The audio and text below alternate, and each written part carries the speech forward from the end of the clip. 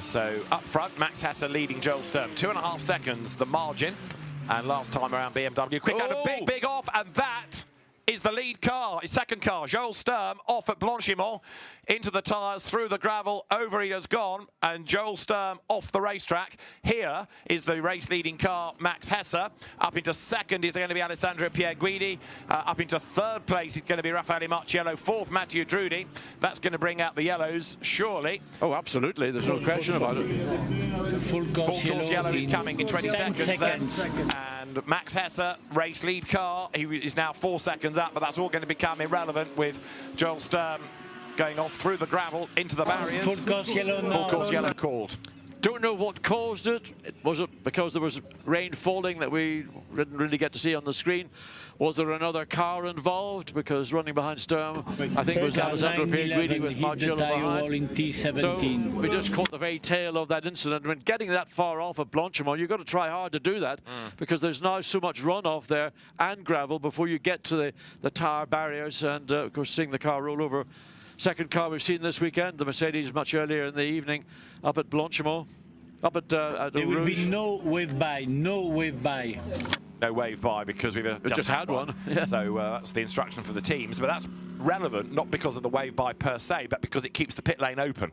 The wave by means the pit lane entry closes, but it will stay open. It's getting a bit misty. I was going to say, there is changeable weather up at the top of the circuit, and that isn't rain, but that is sort of the mist, the consequence of the ambient temperature increasing and the moisture. Look on the racetrack, you can see tire tracks.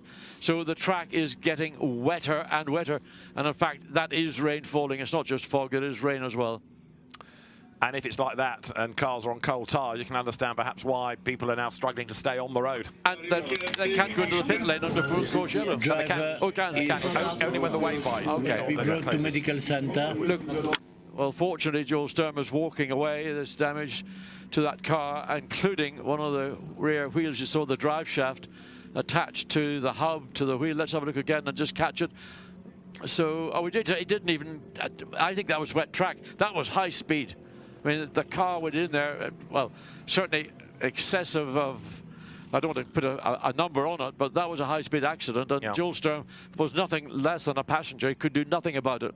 Well, he, as you see, is okay and out of the car. He'll go to the medical centre just for a checkup, but he's had a wild old ride. Here it is again in replay. So the previous car through, there's a slight twitch, isn't there, from the Porsche as it comes into view? Just a slight twitch. So, I mean, you can see, I mean, whatever he's doing, he's probably on the brakes trying to slow it down, but a big hit. And then the car rolls over.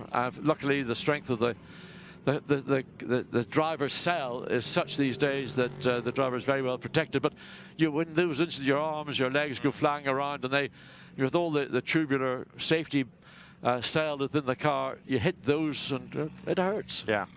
Well, we saw Joel walk to the medical car. The medical centre team will look after him, but this is going to be a few minutes, to say the least, while we get that car out of the way. It's repairing the damage to the tyres.